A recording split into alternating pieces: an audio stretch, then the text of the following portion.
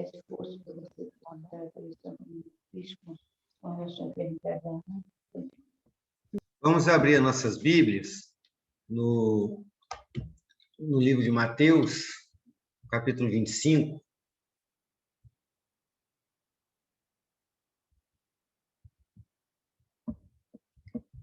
Mateus 25, e nós vamos ler os versículos 20 ao 23. É a nossa última parte do estudo. Talvez a gente consiga dar ele todo hoje, ou talvez a gente tenha que terminar na próxima semana. E aí o estudo da parábola do servo fiel, dos servos fiéis e do servo infiel, vai se encerrar. Parábola dos talentos. Mateus, capítulo 25, versículos 20 a 23. Diz assim a palavra do Senhor. Aproximando-se, o que tinha recebido 5 talentos, entregou outros 5, dizendo: O Senhor me confiou 5 talentos. Eis aqui outros 5 que ganhei. O Senhor disse: Muito bem, servo bom e fiel. Você foi fiel no pouco, sobre muito colocarei. Venha participar da alegria do seu Senhor. E aproximando-se também o que tinha recebido 2 talentos, disse: O Senhor me confiou 2 talentos. Eis aqui outros 2 que ganhei. Então o Senhor disse: Muito bem, servo bom e fiel. Você foi fiel no pouco, sobre muito colocarei. Venha participar da alegria do seu Senhor. Vamos orar ao Senhor. Santo, nós adoramos o Senhor, ó Deus, por tudo que temos recebido de Ti. O Senhor está acima dos céus, o Senhor se eleva acima dos montes, o Senhor está no mais escondido dos lugares, porque nada está distante do Senhor. O Senhor é onipresente, Pai. O Teu poder é incomparável para fazer infinitamente mais do que sonhamos, do que planejamos, do que esperamos. Porque a tua soberania é sábia, porque o Senhor tudo faz conforme a grandeza da sua soberania e da tua sabedoria. Por isso nós descansamos o nosso coração na tua presença. Nós nos colocamos diante do Senhor com um coração quebrantado e humilde e dependente de ti. Clamamos pela vida da Aparecida, ó Pai, esse acidente que ela sofreu. Nós não a conhecemos, mas o Senhor a conhece, então estende a tua mão sobre a vida dela e opere, ó Deus, com poder, com graça, com misericórdia sobre essa vida, porque não há nada, ó Pai, que o Senhor não possa fazer. Também clamamos pelo pai da Lígia, ó Deus, o teu servo que tem gasto a sua vida no serviço do Senhor e que se encontra nessa situação, ó Pai, de recuperação de um AVC, que o Senhor possa operar também um milagre, ó Pai, do Senhor na vida dele, dando a ele recuperação. E, acima de tudo, ó Pai, pedimos que o Senhor o possibilite novamente voltar ao ministério, servir ao Senhor, pastoreando a sua igreja, conforme o Senhor já o tem usado, Pai. Nós cremos que o Senhor pode fazer, ó Deus, aquilo que de fato está no teu coração. Pedimos agora que o Senhor nos abençoe no estudo da tua palavra, que haja poder, que haja unção, que haja, ó Deus, a tua palavra queimando e transformando a nossa vida, que possamos ser totalmente modificados, transformados, modelados conforme a tua sabedoria e a tua santidade. Em nome de Jesus Cristo que nós oramos. Amém. Amém. Na semana passada, nós estávamos falando sobre a grande prestação de contas, que simboliza o grande juízo final. no último dia, quando o Senhor julgará todas as coisas, segundo a sua justiça, segundo a sua soberania, segundo o seu poder. E nós vimos o julgamento daquele servo infiel, que chega para o seu Senhor cheio de justiça própria, mas todas as suas desculpas são nada diante do próprio Senhor, e todas as suas desculpas são desmascaradas. E esse servo, então, ele é lançado para longe, para fora da presença do Senhor, e nós vimos que isso representa o inferno. No grande julgamento, toda a justiça e toda a obra humana vai cair por terra, nada que seja nosso, nada que seja realização nossa conseguirá nos salvar naquele dia. E nós vimos o grande peso do inferno, ouvimos como a palavra de Deus fala a respeito do inferno, mesmo que seja de maneira bastante simbólica e bastante pálida, se comparado à realidade que a nossa mente não consegue compreender, os nossos sentidos hoje não conseguem sentir. Nós apenas cremos biblicamente que será assim. O cenário hoje continua sendo o mesmo. Continua sendo o juízo final, mas a história toma um rumo totalmente diferente. Né? Os servos que chegam diante do Senhor são dois. Na verdade, eles chegam primeiro do que o que nós vimos na semana passada. Eles têm um bom resultado para apresentar. Né? Ao contrário do outro servo que apenas enterrou a riqueza do seu senhor, esses dois não, eles de fato serviram o seu senhor, fizeram o melhor que puderam, entregaram o seu melhor para ele, e por causa disso eles apresentaram resultados favoráveis. Né? Todos os dois dobraram aquilo que haviam recebido do seu senhor. Né? E como o resultado foi diferente, o trabalho foi diferente, o resultado foi diferente, a decisão do Senhor nesta prestação de contas também é diferente. Tanto no versículo 21 quanto no versículo 23 que nós lemos, ele diz: sobre muito te colocarei, venha participar da alegria do seu Senhor. Então, não é afasta, mas venha participar da alegria. E por alegria, você pode entender festa, celebração.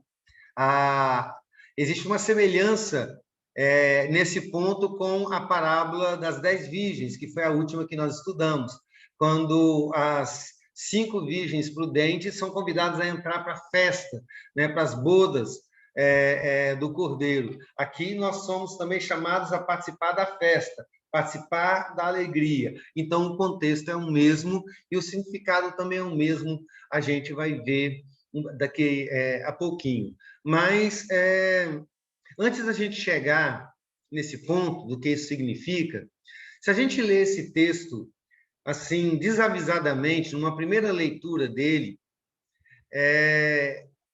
ele parece nos trazer um problema.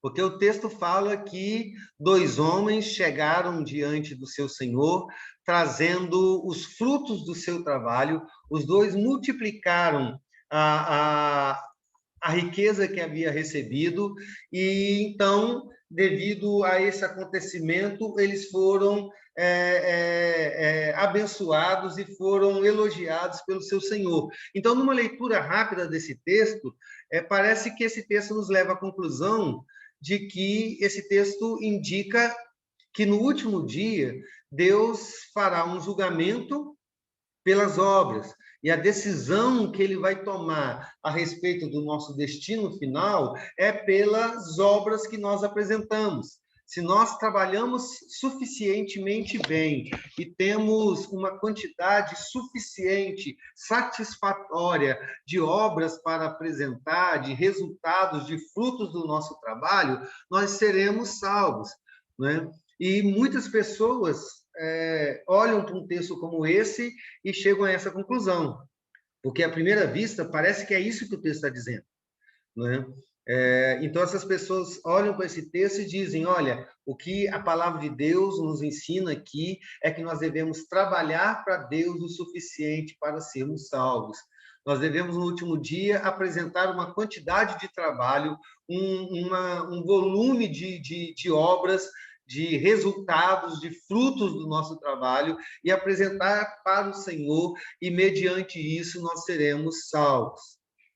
Mas será que é isso mesmo que o texto está dizendo? Existe aqui, de fato, um julgamento baseado nas obras nesse texto?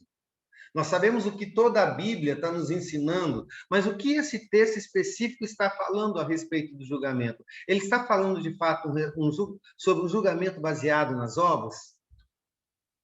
O que os irmãos acham?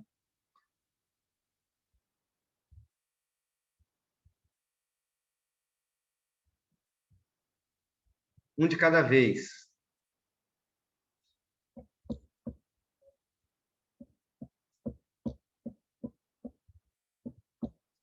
Ninguém se arrisca? Claudinha, você não se arrisca, não?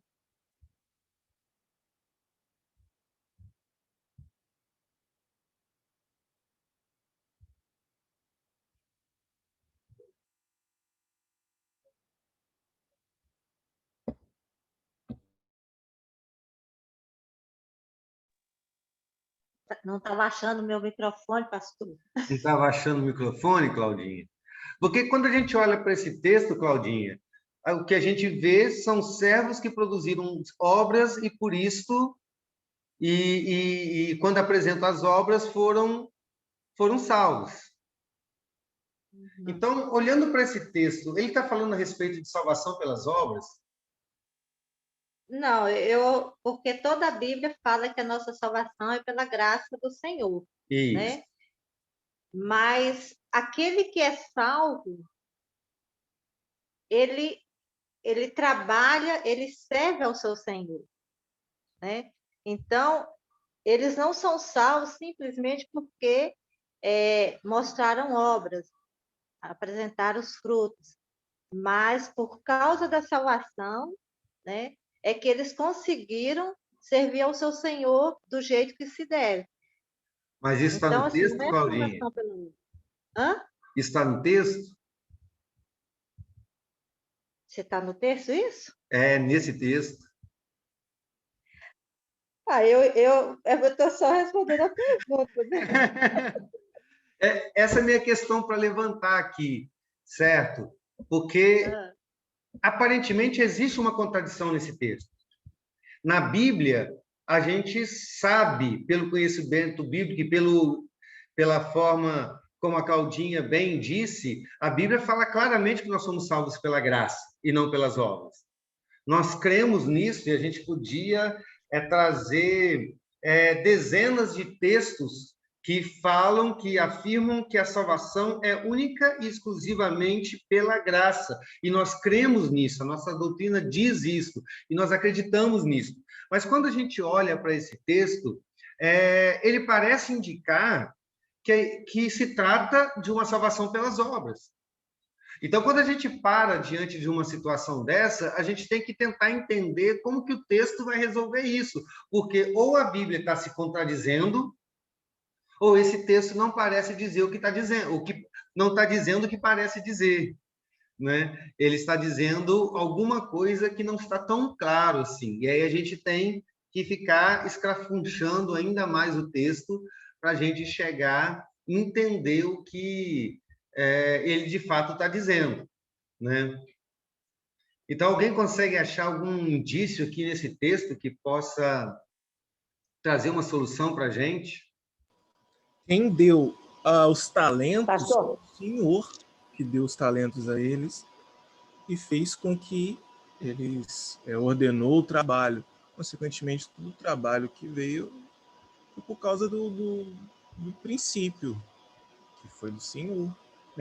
Apesar de que a gente entende nesse texto que o talento não é uma capacitação, é apenas o próprio trabalho. Deus Claro, deu, dinheiro. Isso, Deus exato. deu o trabalho e deu a ordem para que trabalhassem, né? Tia Neide?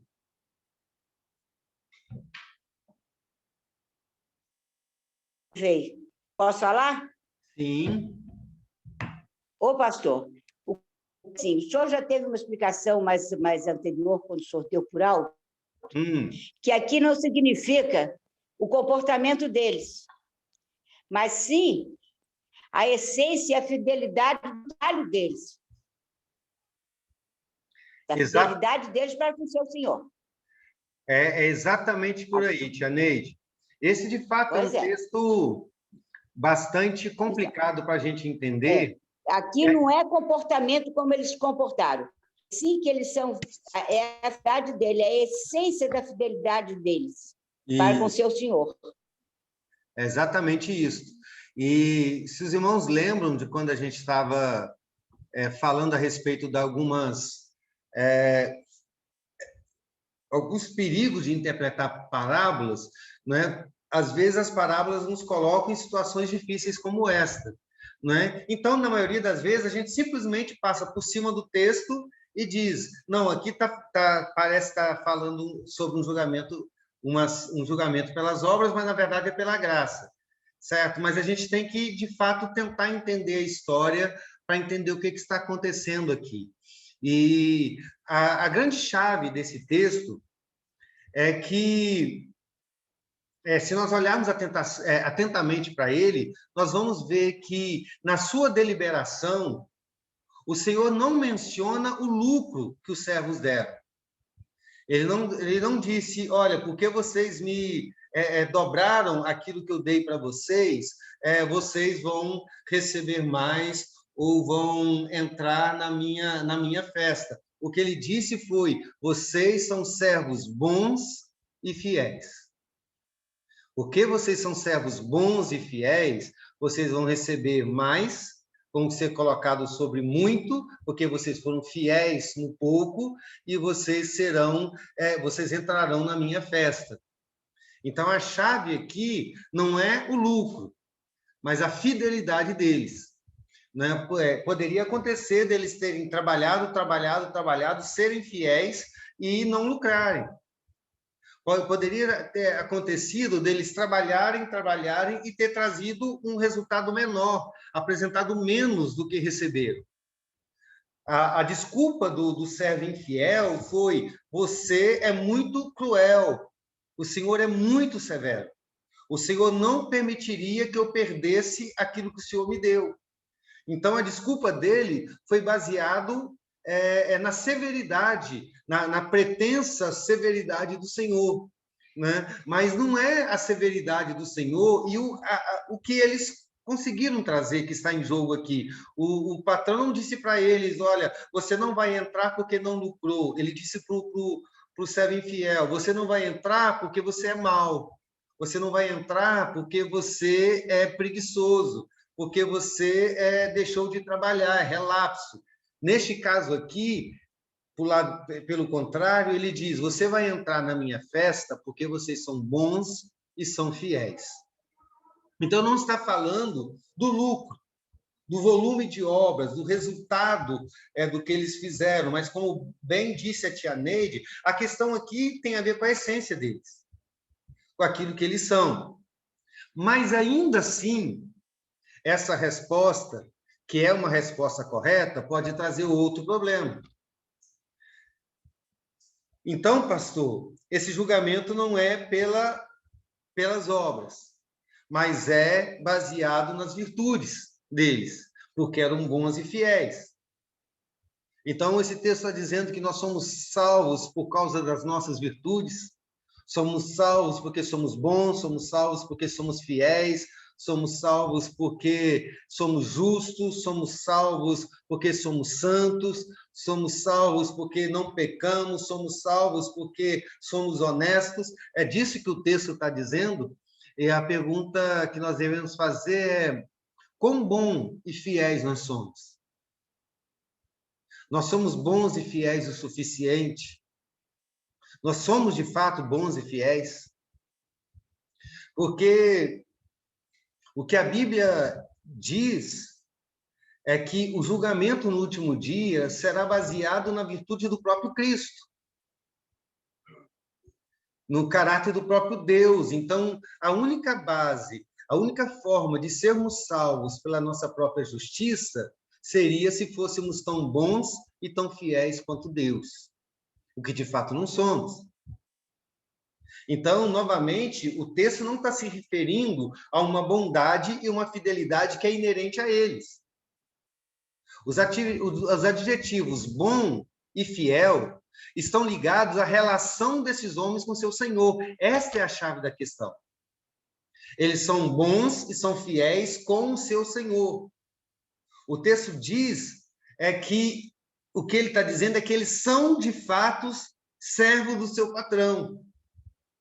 Eles são servos e agiram como servos. Então, eu volto à palavra da tia Neide, tem a ver com a essência deles e nem mesmo com a virtude que eles tinham.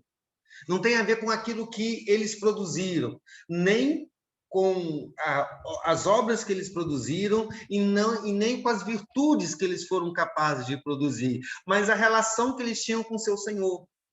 O servo infiel, apesar de ter nome de servo, não era servo, e nós vimos na semana passada. Porque o servo não é quem tem nome de servo. O servo é quem é de fato servo. Um servo que não serve não é servo. Um cristão que não se entregou a Cristo e não foi salvo por Cristo não é cristão. Ele pode ter nome de cristão, ele pode carregar o nome de Cristo no peito, ele pode decorar toda a Bíblia, ele pode estar presente em toda a igreja, em todos os trabalhos da igreja, ele pode ser a pessoa que mais produz frutos na igreja, mas se ele de fato não serve a Cristo, se ele não foi salvo por ele não é cristão. A questão aqui é diferente. A questão aqui é que eles eram, de fato, servos do Senhor. A relação deles era a relação de fidelidade e de bondade para com o seu Senhor, porque eles o reconheciam como Senhor. A urgência do texto no começo, que diz que quando o Senhor saiu da sua cidade, eles imediatamente começaram a trabalhar, mostrava que o Senhor, o patrão deles, era de fato o Senhor deles. Eles realmente reconheciam isso e viviam para servi-lo. A ideia aqui é que as pessoas que essas pessoas representam são pessoas que de fato são cristãs, são fiéis a Cristo, são boas para Cristo. Por quê? Porque foram salvos por Ele. Foram transformados por Ele. E essas pessoas reconhecem de fato ao Senhor Jesus Cristo como Senhor da vida deles. Como Paulo, imediatamente depois de salvos, passaram a servir ao Senhor. Então, o foco desse julgamento não são as obras, o lucro que eles deram, nem mesmo as virtudes deles, de serem bons e fiéis, mas sim o fato de serem bons e fiéis ao Senhor. Ou seja, a relação que eles tinham com esse Senhor que saiu e que vai voltar, que representa Jesus Cristo. Mas, mestre, eu tenho uma pergunta aqui. Sim, Tiago. Como a gente pode alinhar o julgamento, o último, né, o dia do juízo, que é um julgamento por obras, e a justificação pela fé com esse texto? Isso. Seria até o próximo ponto que eu vou colocar aqui. E como a gente sabe, uma parábola ela não diz todas as coisas, certo? Então, muitos pontos da doutrina da salvação você não vai conseguir achar base nesse texto. O que você vai encontrar nesse texto é que a salvação é baseado na relação que esses homens tiveram com Jesus Cristo, né? Então, quando a gente olha o que a Bíblia diz a respeito do juízo final, a solução que a Bíblia traz para esse texto é que o julgamento final será de fato baseado nas nossas obras e no nosso caráter. É por isso que todo pecador já está condenado. Será condenado naquele dia. Será declarado culpado. Mas a salvação não é baseado nas nossas obras e caráter. O julgamento, sim. A salvação, não. Por quê? Porque a salvação será baseada nas obras e justiça de Cristo por nós. Alguns textos bíblicos falam a respeito disso. Em João, capítulo 3, versículo 17 e 18, o texto, a palavra de Deus diz assim: porque Deus enviou seu Filho ao mundo, você conhece esse texto, não para que salvasse o mundo, mas para que o mundo fosse salvo por ele. Quem nele crê não é condenado, mas o que não crê já está condenado, porque não crê no nome do unigênito Filho de Deus. João 5:24, em verdade lhes digo, quem ouve a minha palavra e crê naquele que me enviou tem a vida eterna. Não entra em juízo, mas passou da morte para a vida. Romanos 8:1. Agora, pois, já não existe nenhuma condenação para os que estão em Cristo Jesus. Romanos 3, 23 e 24. Pois todos pecaram e carecem da glória de Deus. Ou seja, no julgamento pelas obras ou pela virtude, todos nós somos condenados, sendo justificados gratuitamente por sua graça, mediante a redenção que há em Cristo Jesus, a quem Deus apresentou como propiciação no seu sangue, mediante a fé. Deus fez isso para manifestar a sua justiça e por ter ele, na sua tolerância, deixado impunes os pecados anteriormente cometidos, tendo em vista a manifestação da sua justiça no tempo presente, a fim de que o próprio Deus seja justo e o justificador daqueles que têm fé em Jesus. Eu vou repetir o comecinho desse texto. Pois todos pecaram e carecem da glória de Deus, sendo justificados gratuitamente por sua graça, mediante a redenção que há em Cristo Jesus. Então, o que esses textos nos trazem para elucidar aquilo que essa parábola nos ensina é o seguinte, é que o julgamento das nossas obras e das nossas virtudes já aconteceu na cruz. O julgamento dos eleitos de Deus, os salvos em Jesus Cristo, esse dia da prestação de contas, que vai acontecer no último dia, baseado nas nossas obras e na nossa virtude, no nosso caráter, já aconteceu na cruz de Cristo. Por quê? Porque lá Jesus já pagou o preço do nosso pecado. Ali na cruz, Jesus tinha colocado sobre si todas as nossas más obras, todas as nossas, entre aspas, virtudes podres e doentes, a nossa infidelidade, a nossa incapacidade de ser bom. Jesus carregou esses pecados, Jesus foi julgado por esses pecados e Jesus foi condenado por esses pecados. Jesus ouviu no nosso lugar a sentença que o servo infiel ouviu na parábola: servo mau, servo preguiçoso, servo indolente. Você não foi fiel no pouco, aparta-te, fique fora da minha festa, seja lançado fora, você vai sofrer onde existe dor, onde existe ranger de dentes, você está expulso da minha presença. Isso aconteceu na cruz, quando o Pai derramou toda a sua ira em Cristo Jesus. Por isso, todos nós que fomos salvos por Ele, não pesa mais condenação, pois nós fomos justificados pelo Pai através do sacrifício de Jesus. Essa obra está consumada e é definitiva.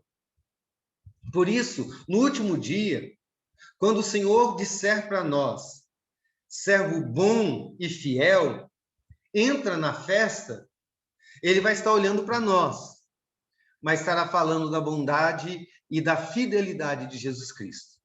E é por isso que nós seremos salvos. Por ele nós seremos salvos e apenas por ele. Deu para mais ou menos entender? É isso que você pensa mais ou menos, Tiago? Não, concordo. É isso mesmo. Só que por causa da parábola e do gênero, realmente não está elucidado perfeitamente, mas é isso mesmo. A grande questão da parábola é o seguinte: você não pode pegar alguma coisa que seja contrário ao que a Bíblia ensina e simplesmente passar por cima, porque quando você for conversar com alguém e aí a pessoa pegar essa parábola e disser para você, olha só, mas você está falando que a salvação é pela graça, mas o texto aqui está falando que essas pessoas foram salvas porque apresentaram obras. A gente tem que ter uma resposta, né? Então, é difícil interpretar uma parábola porque, primeiro, por um lado, a gente tem que entender de fato o que o texto está dizendo, porque não pode contradizer a Bíblia, a gente tem que conseguir explicar isso. Mas, por outro lado, uma parábola não ensina toda a doutrina. Então, a gente não pode simplesmente abandonar a explicação e, por outro lado, não tentar explicar tudo que a Bíblia diz sobre o juízo final dentro de uma parábola, porque ela não vai dizer tudo, né? Então, você entende o texto, né? E, às vezes, não é fácil entender, né? Por exemplo, para chegar à conclusão nesse texto, talvez, se você me pegasse de surpresa há algum tempo atrás, eu diria, cara, eu vou ter que pesquisar, porque eu nunca parei para pensar nisso, né? Porque, de fato, você olha, o texto está falando sobre salvação pelas obras, pelo menos quando você olha assim. Mas depois você vai estudando profundamente a parábola, cada palavra, cada sentido, lendo, relendo, lendo 50 vezes a mesma parábola, então algumas coisas vão saltando aos nossos olhos. E a gente vai percebendo, então, que esta parábola trata do relacionamento que esses servos tinham com o Senhor, que representa Jesus Cristo. E é esse relacionamento que nos garante a salvação. Não porque somos capazes de sermos bons e fiéis, mas porque Cristo foi bom e fiel. E é baseado na obra de Cristo que nós seremos salvos no último dia. Eu volto a dizer, o julgamento é pelas obras, mas a salvação é pela graça. No julgamento pelas obras, todos nós já fomos condenados, porque fomos condenados em Jesus Cristo. E é por isso que no último dia nós seremos salvos nele. A expressão servo bom e fiel. Eu volto a repetir, quando o Senhor disser isto, ele vai estar olhando para nós, mas ele estará vendo e falando da bondade e da fidelidade de Cristo como servo perfeito dele. Certo? É isso que nós somos. Alguém tem alguma coisa para falar ou para comentar sobre isso? Alguma outra pergunta? Pastor, Sim, eu Suzy. acho que é uma coisa que o senhor já falou, mas eu acho que toda vez que a gente lê um texto onde a gente vê que trata-se de julgamento, né, de julgamento, a gente tem que diferenciar da salvação. Né? O julgamento, ele sempre vai ser realmente pelas obras, né? E a salvação é pela graça. Eu acho que a diferença em todo texto que a gente está lendo, a gente tem que ter essa interpretação aí. É porque a grande questão bíblica com o julgamento é porque, desde o mandamento do Senhor, que o Senhor deu a Adão e Eva, dizendo, vocês não vão comer desse fruto, porque no dia que vocês comerem, vocês vão morrer, e a expressão no hebraico significa morrendo morrerás, que é uma expressão que diz, certamente você vai morrer, não existe possibilidade que você não morra. Então, naquele momento, o Senhor empenhou a palavra dele, de que não há pecado e pecador que não seja condenado.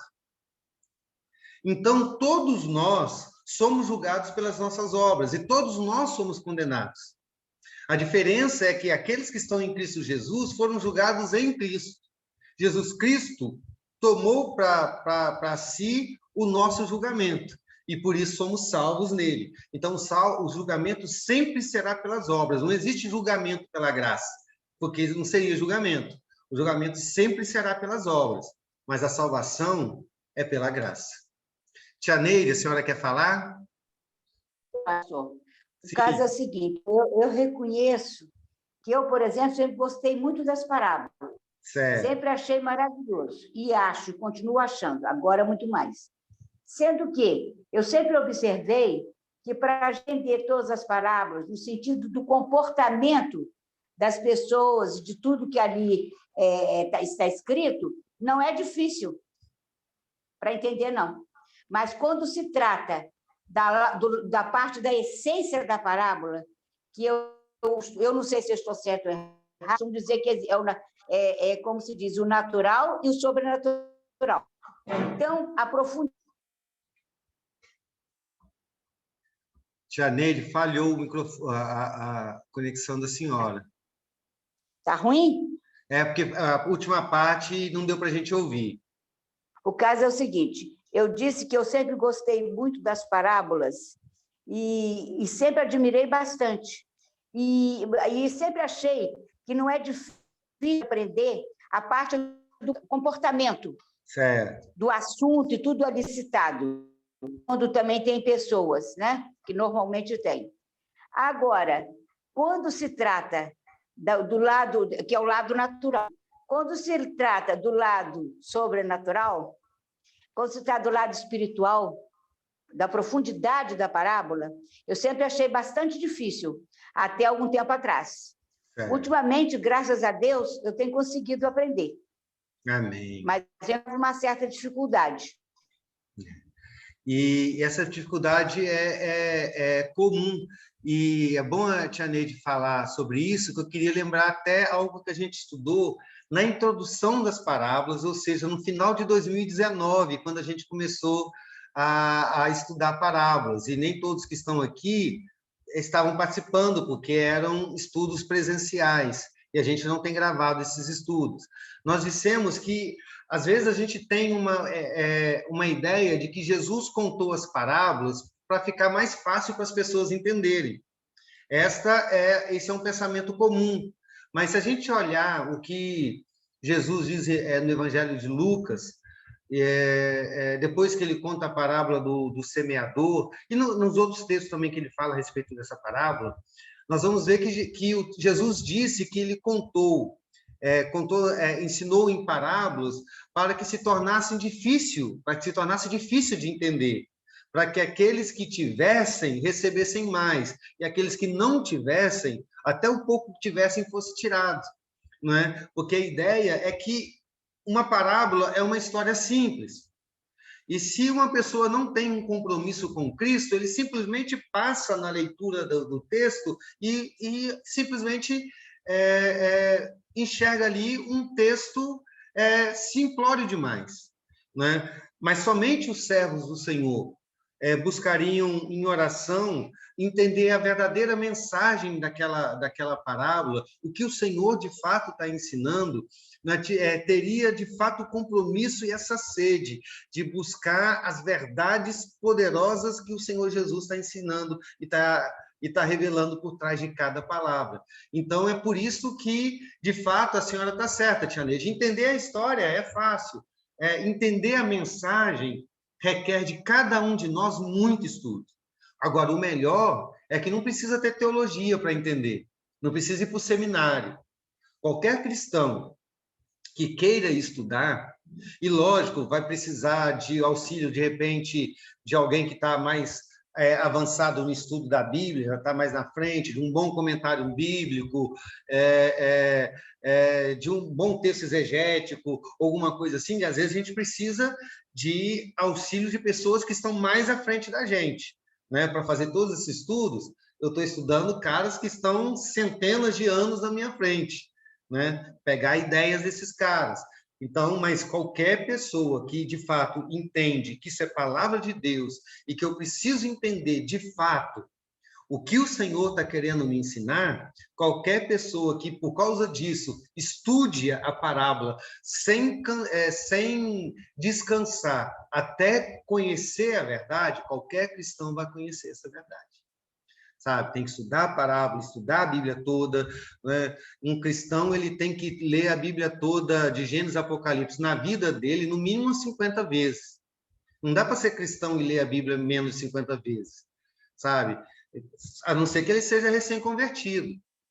Mas se você tem 50 anos de vida cristã, aí você já está, tipo, uma vez só por ano já teria lido 50 vezes, mas dá para ler a Bíblia 2 vezes por ano, com muita facilidade, né? Então, a gente tem que estudar muito a Bíblia. Qualquer cristão que olhe para a Bíblia, qualquer cristão tem que olhar para a Bíblia e dizer, é palavra de Deus, então eu preciso estudar, eu preciso aprender. sabe? E a parábola está nesse contexto. Isso é semelhante a muitas histórias de personagens bíblicos. Uma das coisas que eu sempre falo com as professoras de criança da Escola Bíblica Dominical é que, às vezes, nós nos acostumamos a contar as histórias dos personagens bíblicos. A história de Sansão, a história de Davi, a história de Golias, a história do Deus abrindo o Mar Vermelho, sem ensinar para as crianças que isso não é apenas uma história, mas que isso tem uma mensagem. Às vezes a gente vê também as gincanas, né? Por exemplo, a SAF gosta muito de fazer gincanas.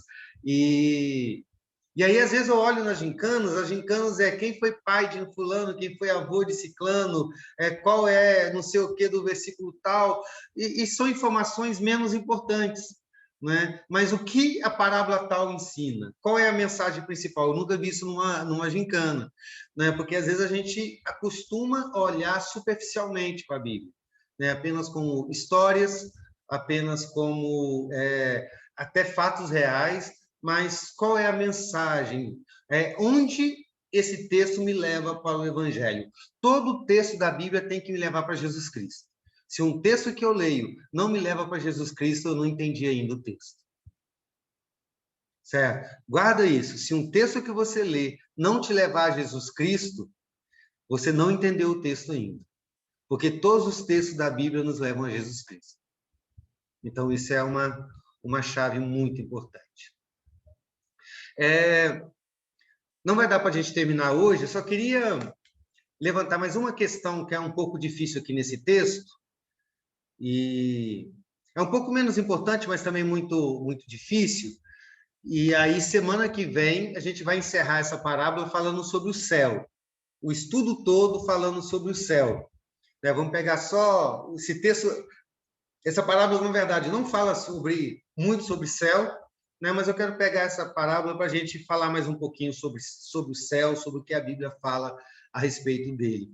Mas a outra dificuldade que a gente tem para entender essa parábola, e é difícil de interpretar também, é aquela parte em que o texto diz, tanto no versículo 23, como no versículo 21, como no 23, ele diz assim: mas você foi fiel no pouco, sobre muito te colocarei. O que significa isso? Você foi fiel no pouco, sobre muito te colocarei. Aí ele complementa: venha participar da alegria do seu Senhor.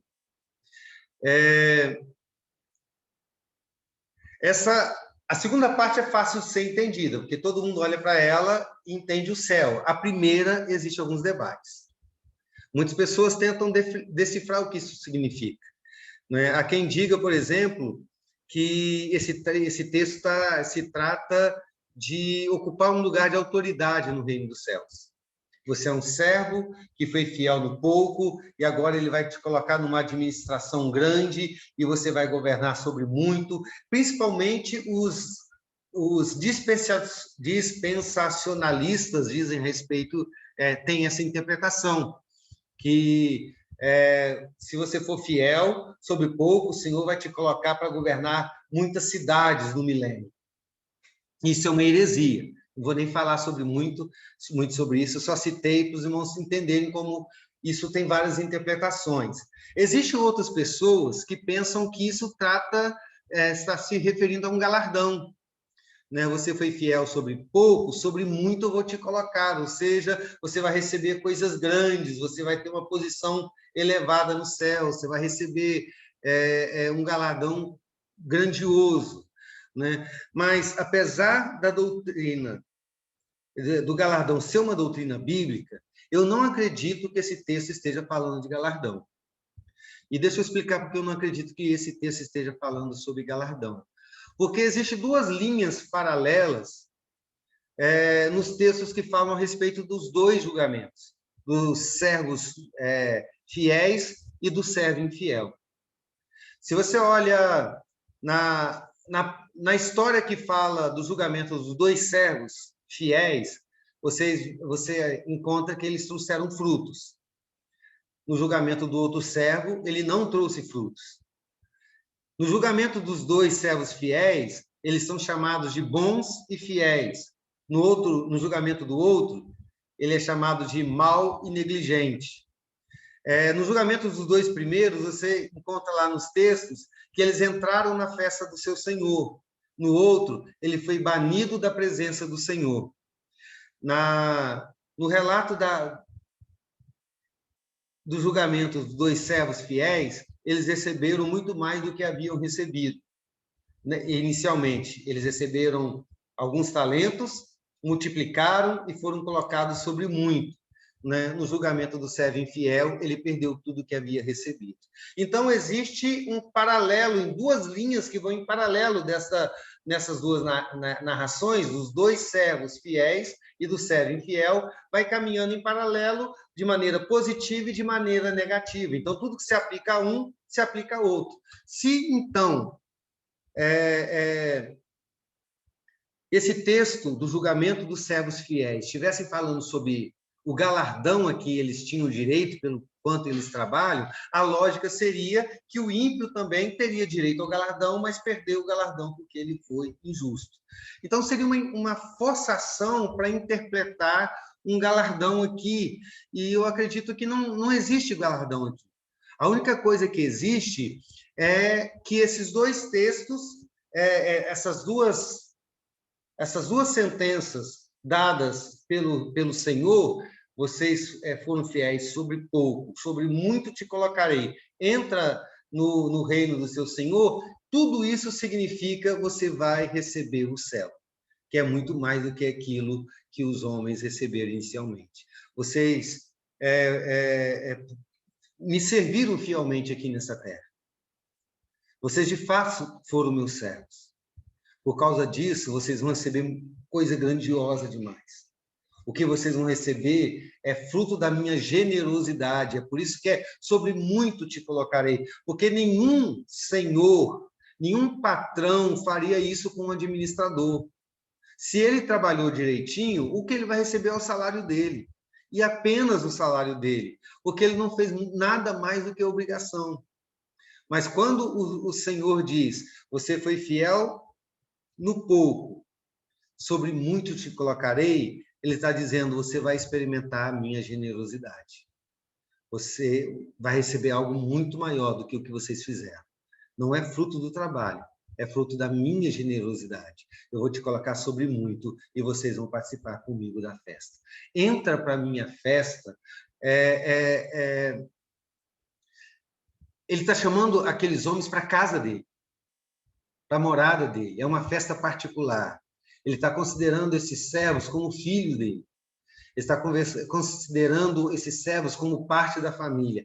Ele está honrando esses homens, que não precisavam ser honrados, porque não fizeram nada mais que obrigação, mas por generosidade do Senhor, ele está honrando os seus servos. E é exatamente isto que o Senhor vai fazer conosco no último dia. E aí, na semana que vem, se Deus nos abençoar assim, se nós estivermos vivos aqui para estudar a palavra do Senhor novamente, nós vamos encerrar o estudo dessa parábola falando um pouquinho de alguns textos bíblicos a respeito do céu. Nós poderíamos até encerrar aqui, porque a parábola já teria sido estudada, mas eu quero fazer esse apêndice e a gente estudar um pouquinho sobre céu na semana que vem. Todo o estudo a respeito desse tema. Amém? Alguma pergunta, algum comentário?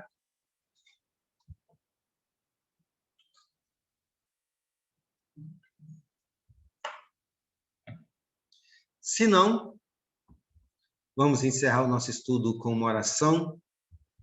Eu vou pedir o Tiago que faça essa oração e assim o nosso estudo estará terminado.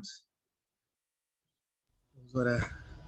Senhor Deus, nós te damos graças por nos trazer, Senhor, a mente, essa responsabilidade, Senhor, a oportunidade que nós temos de conhecer mais o Senhor, conhecer mais a palavra do Senhor. Senhor Deus, nós pedimos ao Senhor que mova corações, aqueles que podem e que estão negligenciando, Senhor, estes estudos, que nós sabemos, Senhor, que nós não temos vida longe de Cristo, longe das Escrituras, longe das disciplinas espirituais, Senhor. longe da comunhão, do serviço da igreja local. E quanto, Senhor Deus, nós ficamos alegres, quanto o nosso coração, Senhor, é acalentado e se enche de paz, Deus, por todas essas verdades das Escrituras, quando nós ouvimos que essas palavras eternas, Senhor, sobre Cristo, sobre o futuro, sobre o porvir. Senhor Deus, quando nós lemos a Tua palavra, Senhor Deus, o nosso coração transborda. Nós pedimos ao Senhor que faça, Deus, continue trabalhando em nós, ó Senhor Deus, para nós sermos contados como servos fiéis no último dia, que nós cremos, Senhor, que a nossa dívida já foi paga, nós cremos que nós estamos em Cristo, nós cremos que fomos declarados justos, declarados santos, mas nós pedimos ao Senhor que o nosso coração, Deus, se incline a fazer a Tua vontade, a aplicar, a viver, ó Deus, olhando para o futuro, olhando para o céu. Ó Deus, quando nós somos crianças, nós cantamos hinos que falam do céu, que falam que é um lugar lindo, que é um lugar que não tem comparação. E desde quando nós somos crianças, Senhor, nós já almejamos ver Cristo. E, ó Deus, não nos deixe, Senhor, perder o nosso foco, que é encontrar com Cristo, Senhor. Encontrar com o nosso Salvador. Essa esperança, Deus, precisa pulsar em nosso coração. Amém, É a nossa súplica, por favor. Ouça os nossos pedidos, todas aquelas orações que foram pedidas nessa noite, foram mencionados, aqueles que estão enfermos, que precisam de cuidados. Abençoa a nossa casa, Senhor, os nossos familiares, os nossos trabalhos, os estudos e tudo quanto, Senhor Deus, nós precisamos, nós depositamos aos pés do Senhor. Amém. Nossa oração em nome de Jesus Cristo. Amém. Amém. Amém. Amém.